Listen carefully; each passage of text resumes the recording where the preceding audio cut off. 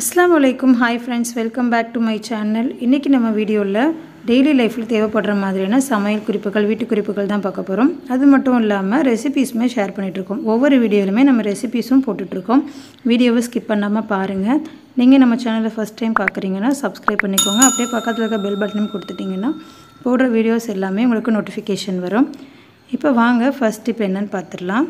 நம்ம நார்மலாக இஞ்சி தட்டி டீ போட்டு குடிப்போம். அதுக்கு பதிலாக இந்த மாதிரி ஒரு தடவை டீ போட்டு குடிங்க. நல்ல டேஸ்ட்டாக சூப்பராக இருக்கும். தலைவலிக்கும் நல்லா கேட்கும். இதுக்கு ஒரு 3 பீஸ் அளவுக்கு நான் சுக்கு எடுத்திருக்கேன். அது கூடவே 5 ஏலக்காய் இது சேர்த்துட்டு ஃபஸ்ட்டு சுக்கை நான் இந்த மாதிரி இஞ்சி தட்டுற கல்லை வச்சு தட்டி எடுத்துக்கலாம். நம்ம அப்படியே மிக்ஸி ஜாரில் போட்டோம் அப்படின்னா மிக்ஸி ஜார் ரிப்பேர் ஆகிட்டோம், அரையும் செய்யாது. அதுக்காக நம்ம இந்த மாதிரி தட்டி எடுத்துக்கலாம். ஃபஸ்ட்டு சுக்கை தட்டி எடுத்துகிட்டு அதுக்கப்புறமா மிக்ஸி ஜாரில் போட்டு ஃபைன் பவுடராக அரைச்சி எடுத்துக்க போகிறோம். சுக்கு நல்லா காஞ்சிருக்கு அப்படின்னா நமக்கு ஈஸியாக பவுடராகி வந்துடும். பாருங்கள், இப்போ நல்லா பவுடர் ஆகிடுச்சு. இதை ஒரு சின்ன ஏர்டைட் பாக்ஸில் போட்டு வச்சுக்க போகிறேன்.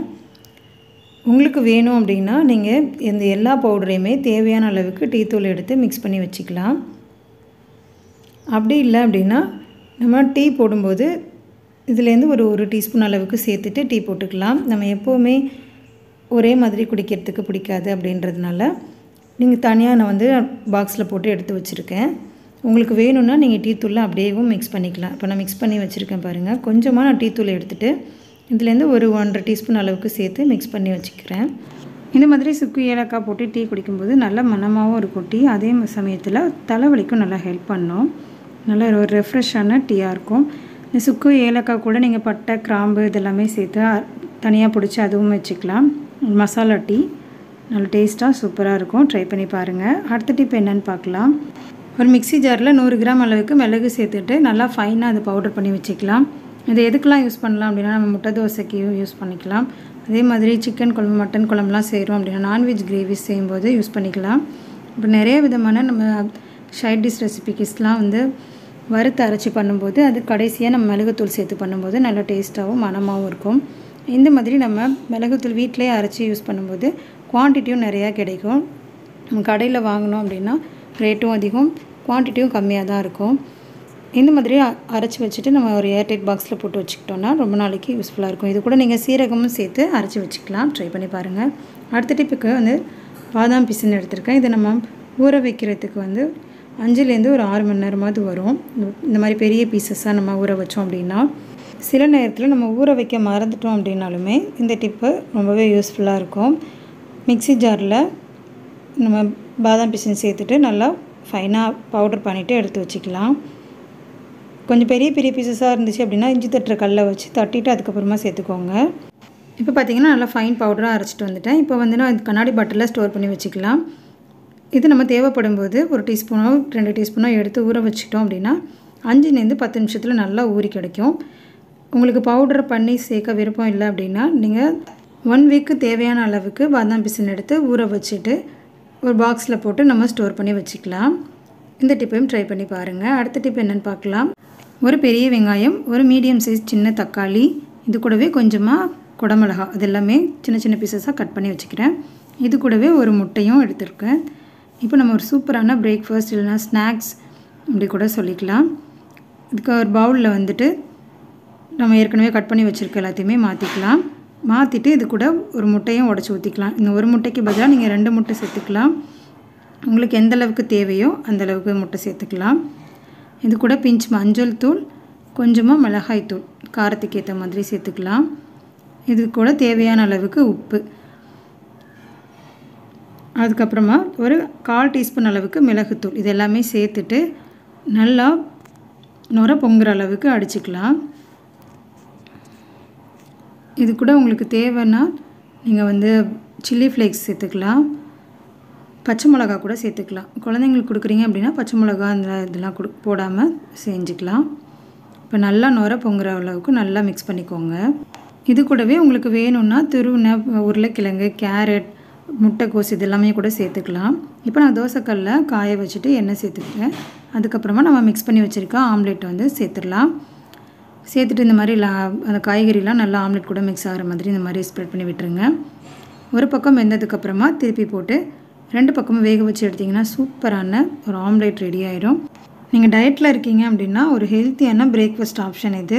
கிட்ஸுக்குமே பிரேக்ஃபாஸ்ட்டாகவும் கொடுக்கலாம், ஸ்நாக்ஸாகவும் கொடுக்கலாம். ட்ரை பண்ணி பார்த்துட்டு உங்கள் ஃபீட்பேக்கை சொல்லுங்கள். அடுத்த டிப்புக்கு நான் கடல் பாசி எடுத்திருக்கேன். இது வந்து நம்ம செய்யணும் அப்படின்னா அப்படியே போட்டோம் அப்படின்னா ரொம்ப நேரம் ஆகும் கரையிறதுக்கு. ஈஸியாக நமக்கு வேலையை ஈஸியாக்கிறதுக்காக இந்த டிப்பை ஃபாலோ பண்ணிக்கலாம். இப்போ நம்ம கவர்லேருந்து பிரிச்சுட்டு சின்ன சின்ன பீசஸாக கட் பண்ணி வச்சுக்கலாம். கட் பண்ணியும் நீங்கள் வச்சுக்கலாம் பாக்ஸில் போட்டு. இல்லை அப்படின்னா ஒரு மிக்ஸி ஜாரில் சேர்த்து பவுடர் பண்ணியும் வச்சுக்கலாம். ரெண்டுமே யூஸ்ஃபுல்லாக இருக்கும். உங்களுக்கு எப்படி வேணுமோ நீங்கள் அந்த மாதிரி யூஸ் பண்ணிக்கலாம். நான் இன்றைக்கி வந்து பீசஸாக வந்து கட் பண்ணி ஸ்டோர் பண்ணி வச்சுக்க போகிறேன். இந்த கடல் பாசி நோம்பு டைமில் மட்டும் இல்லாமல் இந்த வெயில் காலத்துக்குமே ரொம்பவே நல்லது. நல்லா வந்து உடம்புக்கு வந்து குளிர்ச்சியும் கூட. எல்லாருமே இந்த மாதிரி செஞ்சு வச்சுக்கிட்டிங்க அப்படின்னா ரொம்பவே ஈஸியாக இருக்கும். நம்ம நினச்ச நேரத்தில் டக்குன்னு எடுத்து பண்ணுறதுக்கு ரொம்பவே யூஸ்ஃபுல்லாக இருக்கும். கட் பண்ணதுக்கப்புறமா ஒரு ஏர்டைட்டான பாட்டிலில் போட்டு ஸ்டோர் பண்ணி வச்சுக்கலாம். இந்த கடல் பாசி வச்சு நிறைய ரெசிபிஸ் பண்ணலாம். புட்டிங், கடல் பாசி ரெடி பண்ணிவிட்டு நம்ம மில்க் ஷேக்லலாம் கூட போட்டு குடிக்கலாம். டேஸ்ட்டு சூப்பராக இருக்கும். அடுத்த டிப் என்னென்னு பார்க்கலாம். இதுக்கு வந்து பூண்டு வந்து ஈரமான பூண்டாக இருக்குது அப்படின்னா கொஞ்சம் நேரம் போல் வெயிலில் காய வச்சுட்டு அதுக்கப்புறமா நீங்கள் எடுத்து உரிச்சிங்கன்னா ஈஸியாக உரிக்க வரும். பூண்டை உரிக்கிறதுக்கு மேலே இருக்க அந்த இதை லைட்டாக இந்த மாதிரி ப்ரெஸ் பண்ணிவிட்டு நம்ம இழுத்தாலே வந்துடும். ஈஸியாக அந்த உரிச்சிடலாம். நம்ம முழு பூண்டை உரித்து வச்சுட்டு அதுக்கப்புறமா ஸ்டோர் பண்ணி வைக்கும்போது பூண்டில் வந்து ரொம்ப நாளைக்கு வீணாகாமல் நல்லாயிருக்கும். நம்ம அப்படியே முழு பூண்டோடு அப்படியே வச்சிட்டோம் அப்படின்னா சீக்கிரமாக வீணாகிடும். உள்ளே கொஞ்சம் ஈரம் இருந்தாலுமே அந்த பூச்சி அந்த மாதிரி கருப்பாக இருக்கும் தெரியுமா, அந்த மாதிரி பூச்சிலாம் வந்துடும். அந்த மாதிரி ஆகாமல் இருக்கிறதுக்கு இந்த மாதிரி உரித்து வச்சுக்கோங்க. நம்ம உரிக்கிற அந்த பூண்டு தோலோட அந்த காம்புலாம் கூட நம்ம வேஸ்ட்டாக தூக்கி போடணும்னு அவசியம் இல்லை. பருப்பில் போட்டு வைக்கலாம், அரிசிலலாம் போட்டு வச்சோம் அப்படின்னா வண்டு பூச்சிலாம் வராமல் இருக்கும். அதே மாதிரி பூண்டை வந்து கீழே தட்டிட்டு உரித்தாலுமே ஈஸியாக நமக்கு வந்துடும். இதை விட ஈஸியான டிப் அப்படின்னு பார்த்தீங்கன்னா ஒரு கத்தி எடுத்துகிட்டு லைட்டாக அந்த பூண்டுக்கு நடுவில் 2 பல்லு பூண்டுக்கு இடையில இந்த மாதிரி லைட்டாக அந்த மாதிரி கீரல் கொடுத்துட்டு அதுக்கப்புறமா லைட்டாக நம்ம கையை வச்சு எடுத்தாலே ஈஸியாக வந்துடும். பிகினர்ஸ்க்கு இந்த டிப்பெல்லாம் ரொம்பவே யூஸ்ஃபுல்லாக இருக்கும். ட்ரை பண்ணி பாருங்கள். இப்போ நான் இஞ்சி பூண்டு பேஸ்ட் அரைக்கிறதுக்காக தான் பூண்டு உரிச்சிக்கிட்டு இருக்கேன். பூண்டை நம்ம சீக்கிரமாக உரிக்கணும்னா கொஞ்சம் நேரம் தண்ணியில் போட்டுட்டு கூட நீங்கள் உரிச்சிக்கலாம். ஈஸியாக தோல் உரிக்க வந்துடும். இந்த டிப் நம்ம ஏற்கனவே சேனலில் சொல்லியிருக்கோம். இஞ்சி பூண்டு பேஸ்ட் அரைக்கிறதுக்கு ஒவ்வொருத்தவங்களும் ஒவ்வொரு மாதிரியாக அரைப்பாங்க. நான் வந்துட்டு இஞ்சி கம்மியாகவும் பூண்டு அதிகமாகவும் சேர்த்துப்பேன். 1/4 கிலோ அளவுக்கு பூண்டு எடுத்திங்க அப்படின்னா அதை விட கொஞ்சம் கம்மியாக இஞ்சி எடுத்துப்பேன். அந்த மாதிரி அரைச்சிங்க அப்படின்னா டேஸ்ட்டு சூப்பராக இருக்கும். அடுத்து ஒரு சூப்பரான ரெசிபி தான் பார்க்க போகிறோம். இதுக்கு கடாயில் 2 டேபிள் ஸ்பூன் அளவுக்கு தேங்காய் எண்ணெய் சேர்த்துக்கோங்க. இந்த டிஷ் தேங்காய் எண்ணெயில் பண்ணிங்கன்னா டேஸ்ட்டு சூப்பராக இருக்கும். நீங்களாம் நெய் இல்லைனா கடலெண்ணெய் கூட சேர்த்துக்கலாம். எண்ணெய் சூடானதுக்கப்புறமா இதில் ஸ்பைசஸ்லாம் ஆட் பண்ணிக்கலாம். பட்டை, கிராம்பு, ஒரு பிரிஞ்சி இலை, 2 ஏலக்காய், ஒரு சின்ன பீஸ் கல்பாசி இதெல்லாமே சேர்த்துட்டு அது நல்லா பொரிஞ்சதுக்கப்புறமா நம்ம கட் பண்ணி வச்சுருக்க வெங்காயம்லாம் சேர்த்துக்கலாம். நான் இங்கே பார்த்தீங்கன்னா ஒரு 3 பெரிய வெங்காயம் கட் பண்ணி வச்சுருக்கேன். நல்ல பெரிய சைஸ் வெங்காயம். இது கூடவே 3 தக்காளி, கொஞ்சமாக கருவேப்பிலை. இப்போ நம்ம நறுக்கி வச்சுருக்க வெங்காயம் சேர்த்துக்கலாம். வெங்காயம் சேர்த்துட்டு நல்லா ப்ரௌன் ஆகிற வரைக்கும் வதக்கிக்கலாம். வெங்காயத்து கூடவே கொஞ்சமாக கருவேப்பிலை, ஒரு பச்சை மிளகா வந்து நல்லா பெரிய மிளகா. இந்த குண்டு மிளகா வந்து நல்லா காரமாக இருக்கும். அதனால் ஒரே ஒரு மிளகா நான் சேர்த்துருக்கேன்.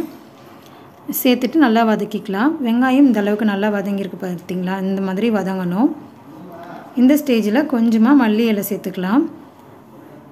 சேர்த்துட்டு அதையுமே நல்லா வதக்கி விட்டுருங்க. ஒரு 5 நிமிஷம் போல் நல்லா வதங்கட்டும் எண்ணெயிலேயே. அடுத்து இதில் நம்ம 2 டீஸ்பூன் அளவுக்கு இஞ்சி பூண்டு விழுது சேர்த்துக்கலாம். இஞ்சி பூண்டு பேஸ்ட்டு சேர்த்துட்டு நல்லா வதக்கிக்கோங்க. அந்த பச்சை வாசனை போகிற வரைக்கும். நம்ம எந்த டிஷ் பண்ணாலுமே இந்த இஞ்சி பூண்டு சேர்த்து பண்ணுற டிஷ்க்கு எல்லாமே பொறுமையாக வதக்கணும். அது நல்லா அந்த பச்சை வாசனை போனதுக்கப்புறமா செஞ்சிங்க அப்படின்னா டேஸ்ட்டு சூப்பராக இருக்கும். இதுக்கப்புறமா நம்ம நறுக்கி வச்சுருக்க தக்காளி சேர்த்துக்கலாம். தக்காளி நல்லா மசிஞ்சு வர வரைக்கும் வதக்கிக்கோங்க. இப்போ எப்பயும் போல் தக்காளியும் வெங்காயம் நல்லா வதங்கிறதுக்காக கொஞ்சமாக கல்லுப்பு சேர்த்து அதையுமே நல்லா வதக்கிக்கலாம். கல்லுப்பு சேர்த்து வதக்கும்போது நமக்கு சீக்கிரமாக தக்காளி வந்து நல்லா கனிஞ்சு வந்துடும். இப்போ நான் கொஞ்சம் நேரம் போல் மூடி போட்டு வேக வச்சுருந்தேன். தக்காளி இந்த அளவுக்கு நல்லா கனிஞ்சு வந்ததுக்கப்புறமா இதில் வந்து மசாலா சேர்த்துக்கலாம். இதில் ஒரு டீஸ்பூன் அளவுக்கு மிளகாய்த்தூள் சேர்த்துட்டு எண்ணெயிலே நல்லா வதக்கி விட்டுருங்க. இப்போ நல்லா கலர் கொடுக்கும் கிரேவிக்கு. இந்த மாதிரி நம்ம எண்ணெயிலேயே மசாலா சேர்க்கும்போது இந்த ஸ்டேஜில் வந்து லோ ஃப்ளேமில் வச்சுக்கோங்க. அடுத்து ஒரு 5 காடையை க்ளீன் பண்ணி மேரினேட் பண்ணி வச்சுருந்தேன், அதை சேர்த்துக்கிறேன். மேரினேட் பண்ணுறதுக்கு வந்து தயிர், மஞ்சள் தூள், மிளகாய்த்தூள், இஞ்சி பூண்டு பேஸ்ட்டு, அதுக்கப்புறமா கொஞ்சமாக கறி மசாலா இதெல்லாமே சேர்த்து ஒரு 1 மணி நேரத்துக்கிட்ட ஊற வச்சுருந்தேன். இப்போ இதை சேர்த்துட்டு நல்லா மிக்ஸ் பண்ணிக்கலாம். அந்த வெங்காயம் தக்காளி கூட அந்த காடை வந்து நல்லா மிக்ஸ் ஆகட்டும். இந்த மாதிரி மிக்ஸ் ஆகி ஒரு 5 நிமிஷம் நல்லா வதங்கினதுக்கப்புறமா நம்ம கறி மசாலா தூள் சேர்த்துக்கலாம். இது வந்து சீரகம், சோம்பு, கசகசா இதெல்லாம் சேர்த்து அரைச்ச கறி மசாலா தூள். இது இல்லை அப்படின்னா நீங்கள் வந்து இப்போ நார்மலாக நம்ம மீன் குழம்புக்கெலாம் யூஸ் பண்ணோம் இல்லையா, குழம்பு மிளகாய் தூள், அது கூட யூஸ் பண்ணிக்கலாம். அப்படி இல்லைன்னா சீரகம், சோம்பு, கசகசா இதெல்லாமே சேர்த்து வறுத்துட்டு அரைச்சி யூஸ் பண்ணிக்கலாம். தேங்காய் கூட நம்ம அரைச்சி கூட சேர்த்துக்கலாம். இப்போ நல்லா கலந்து விட்டதுக்கப்புறமா உப்பு காரம் செக் பண்ணிக்கோங்க. நம்ம மேரினேட் பண்ண மசாலா உப்பு சேர்த்துருக்கோம், அதனால் பார்த்துக்கோங்க. இப்போ மூடி போட்டு ஒரு 5லேருந்து 10 நிமிஷம் நல்லா அப்படியே வேக விட்டுடலாம்.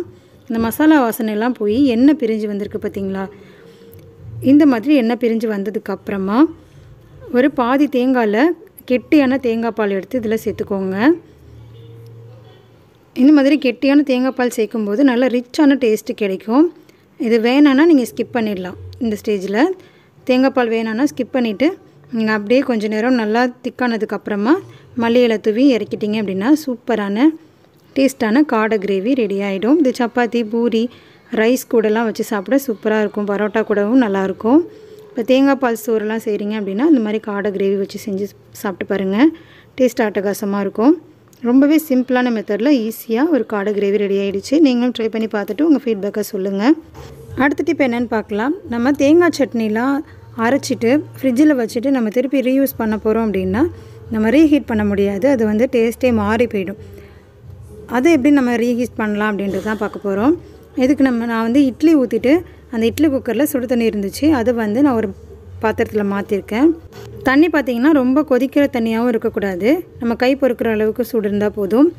இப்போ அதில் வந்து நம்ம ஃப்ரிட்ஜிலேருந்து எடுத்து வச்சுருக்க தேங்காய் சட்னியை எடுத்து வச்சுக்கலாம். மூடி போட்டு ஒரு 5 நிமிஷம் அப்படியே வச்சிட்டிங்க அப்படின்னா உங்களுக்கு நல்லா வந்து கூலிங்லாம் போயிட்டு சட்னி ரெடி ஆகிடும். இது வந்து நம்ம இட்லி வந்து குக்கர்லேருந்து எடுத்து வச்சுட்டு கொஞ்ச நேரம் ஆறுனதுக்கப்புறம் தான் எடுப்போம் இல்லையா, அந்த டைமுக்குள்ளே நமக்கு சட்னியும் ரெடி ஆயிரும். ரொம்பவே சிம்பிளான டிப்பு. தக்காளி சட்னிலாம் நம்ம அடுப்பில் வச்சு ஹீட் பண்ணலாம். தேங்காய் சட்னி அந்த மாதிரி ஹீட் பண்ண முடியாது. அதனால தான் அந்த டிப்பை ட்ரை பண்ணி. அடுத்த டிப் என்ன அளவுக்கு அப்ராக்சிமேட்டாக 100 கிராம் அளவுக்கு நான் கப் சைஸில் வந்து 3/4 கப் அளவுக்கு நான் பாதாம் எடுத்திருந்தேன். அது வந்து நல்லா ட்ரை ரோஸ்ட் பண்ணிக்கோங்க. நெய், எண்ணெய் எதுவுமே சேர்க்காமல். அந்த கையில் தொட்டு பார்த்திங்கன்னா நம்ம கை பொறுக்கிற அளவுக்கு சூடு இருக்கணும். அந்தளவுக்கு நல்லா வறுபட்டு வரட்டும். அளவுக்கு நல்லா வறுத்துக்கோங்க. ஹையில் வச்சிடாதீங்க, தீஞ்சிடும். இப்போ பாதாம் நல்லா வறுபட்டுருச்சு. அந்த பாதாமோட ஸ்கின் கலர் வந்து லைட்டாக ப்ரௌனிஷாக மாறுற மாதிரி இருக்கும் உங்களுக்கு. அந்த ஸ்டேஜில் நிறுத்திக்கலாம். இப்போ ஒரு பிளேட்டில் மாற்றிக்கலாம். அடுத்து அதே கடாயில் ஒரு 2 டீஸ்பூன் அளவுக்கு சூரியகாந்தி விதை, சன்ஃப்ளவர் சீட்ஸ் சேர்த்துக்கலாம். அதுவுமே நல்லா வறுபட்டதுக்கப்புறமா அதையுமே அந்த பிளேட்டில் மாற்றிக்கலாம். இப்போ நல்லா வறுத்தாச்சு. அதை பிளேட்டில் மாற்றினதுக்கப்புறமா காஞ்ச ரோஜா இதழ் சேர்த்துக்கலாம். இது சேர்க்குறதுனால நல்ல மணமாக இருக்கும். உங்கள்கிட்ட இருந்ததுன்னா கண்டிப்பாக இதை சேர்த்துக்கோங்க. நான் இந்த டிப்ஸ் வீடியோவில் சொல்லியிருப்பேன், ரோஜா வச்சுட்டு நிறைய ரெசிபீஸ் பண்ணலாம் அப்படின்னு சொல்லிட்டு. அதில் இது ஃபஸ்ட் ரெசிபி நான் ஷேர் பண்ணியிருக்கேன். ரோஜா இதெல்லாம் லைட்டாக வறுத்துட்டு அப்புறமா அதே கடாயில் ஒரு 4 ஏலக்காய் அதையும் சேர்த்து நல்லா வறுத்துட்டு ஆற வச்சு பவுட்ரு பண்ணிக்கலாம். நீங்கள் இந்த நட்ஸ் மட்டும்தான் சேர்க்கணுன்னு இல்லை, பூசணிக்காய் விதை சேர்க்கலாம், வால்நட் சேர்த்துக்கலாம், முந்திரி, பிஸ்தா இதெல்லாமே சேர்த்துக்கலாம். நம்ம விருப்பம் தான். நம்மக்கிட்ட என்ன நட்ஸ் இருக்கோ அதை வச்சு நம்ம சூப்பராக இந்த பால் பவுடர் ரெடி பண்ணலாம். அதுக்காக தான் இதை நான் ஷேர் பண்ணியிருக்கேன். இந்த 3 பொருளுமே டேஸ்ட்டு சூப்பராக இருக்கும். உங்களுக்கு வேணும்னா நீங்கள் முந்திரி, பாதாம், பிஸ்தா இதெல்லாமே சேர்த்துக்கலாம். ரொம்பவே நல்லது உடம்புக்கு. அடுத்து நம்ம ஆற வச்ச நட்ஸை வந்துட்டு மிக்ஸி ஜாரில் சேர்த்துட்டு கோர்ஸாக அரைச்சி எடுத்துக்கோங்க. ரொம்ப ஃபைன் பேஸ்ட்டாக அரைக்கக்கூடாது. அடுத்து நம்ம அரைச்ச நட்ஸ் கூட 1 கப் அளவுக்கு சர்க்கரையும் சேர்த்துட்டு அது கூடவே 1/2 டீஸ்பூன் அளவுக்கு மஞ்சள் தூள் சேர்த்துக்கோங்க. இதுக்கு நம்ம பாதாம் பால் பவுடர் கலர் கொடுக்கறதுக்காக உடம்புக்கும் ரொம்ப நல்லது. மஞ்சத்தூள் கூடவே ஒரு பிஞ்ச் குங்குமப்பூ சேர்த்துக்கோங்க. அது ஃப்ளேவர் கொடுக்கறதுக்காக ரொம்பவே நல்லாயிருக்கும். இல்லைனாலும் பரவாயில்ல, நீங்கள் மஞ்சத்தூள் மட்டுமே சேர்த்து அரைச்சிக்கலாம். இப்போ சர்க்கரை, மஞ்சள் தூள், குங்குமப்பூ எல்லாமே சேர்த்துட்டு ஒரு தடவை நல்லா கோர்ஸாக அரைச்சி எடுத்துக்கோங்க. இந்த அளவுக்கு நமக்கு நல்லா ஃபைனாக கிடச்சிருக்கு. ரொம்ப ஃபைனாக இருக்காது, ஓரளவுக்கு கொஞ்சம் கொரப்பாக தான் இருக்கும். அரைச்சதுக்கு அப்புறமா நம்ம ஒரு ஏர்டைட் கண்டெய்னரில் போட்டு ஸ்டோர் பண்ணி வச்சுக்கலாம். இதில் நீங்கள் சர்க்கரையை ஸ்கிப் பண்ணிவிட்டு நீங்கள் வெறும் நட்ஸும் அந்த குங்குமப்பூ மஞ்சத்தூள் மட்டும் போட்டு அரைச்சி வச்சுக்கிட்டு சாலட் அப்புறமா தோசை இந்த மாதிரிலாம் பண்ணும்போது மேலே கொஞ்சமாக தூவி கொடுக்கலாம். நீங்கள் என்ன டிஷ் பண்ணுறீங்களோ அதில் கொஞ்சமாக அந்த பவுடர் மிக்ஸ் பண்ணி கொடுக்கலாம். இந்த பவுடரை ஸ்டோர் பண்ணுறதுக்கு நீங்கள் வந்து கிளாஸ் ஜார் இல்லைனா ஸ்டெயின்லெஸ் ஸ்டீல் டப்பா யூஸ் பண்ணிக்கோங்க. ஒரு கிளாஸ்க்கு ஒரு 2 டீஸ்பூன் அளவுக்கு நம்ம மிக்ஸ் பவுடர் எடுத்துக்கலாம். எடுத்துகிட்டு ஒரு கிளாஸ் அளவுக்கு பாலையும் சேர்த்துட்டு நல்லா மிக்ஸ் பண்ணி கொடுத்துட்டிங்கன்னா சூப்பரான பாதாம் பால் ரெடி ஆகிடும். பிள்ளைங்களுக்கு கடையில் பேக்ட் ஐட்டம்ஸ் வாங்கி கொடுக்கறதுக்கு பதிலாக இந்த மாதிரி நம்ம வீட்டிலே ரெடி பண்ணிவிட்டு பாலில் மிக்ஸ் பண்ணி கொடுத்திங்கன்னா ரொம்பவே சத்தாகவும் இருக்கும். குழந்தைங்களும் விரும்பி குடிப்பாங்க. இந்த நோம்பு டைமில் இந்த மாதிரி ரெசிபி வந்து செஞ்சு வச்சுக்கலாம். நமக்கு ரொம்பவே ஈஸியாகவும் இருக்கும். இதை ஹாட்டாகவும் குடிக்கலாம், ஃப்ரிட்ஜில் வச்சு நல்லா கூலாகவும் குடிக்கலாம். டேஸ்ட்டு சூப்பராக இருக்கும். இது கூடவே நீங்கள் பால் பவுடர் கூட மிக்ஸ் பண்ணி வச்சுக்கலாம். நல்லா திக்காக இருக்கும். அவ்வளோதான், நம்மளோட சூப்பரான பாதாம் ட்ரிங்க் ரெடி ஆகிடுச்சு. நீங்களும் ட்ரை பண்ணி பார்த்துட்டு உங்கள் ஃபீட்பேக்கை கமெண்ட்டில் சொல்லுங்கள். நான் இந்த வீடியோவில் சொல்லியிருக்க டிப்ஸ் எல்லாமே உங்களுக்கு யூஸ்ஃபுல்லாக இருக்கும்னு நினச்சிங்கன்னா ஃபேமிலி அண்ட் ஃப்ரெண்ட்ஸ் கூட நிறைய ஷேர் பண்ணிக்கோங்க. பிடிச்சிருக்கு அப்படின்னா லைக் பண்ணிக்கோங்க. இதே மாதிரி நிறைய கிச்சன் டிப்ஸ் அண்ட் ரெசிபீஸ்க்கு நம்ம சேனலை சப்ஸ்கிரைப் பண்ணிக்கோங்க. மறக்காமல் பக்கத்தில் இருக்க பெல் பட்டனையும் கொடுத்துட்டிங்கன்னா நோட்டிஃபிகேஷன் வரும். அப்போ தான் போடுற வீடியோஸ் எல்லாமே உங்களுக்கு மிஸ் பண்ணாமல் பார்க்க முடியும். தேங்க்ஸ் ஃபார் வாட்சிங்.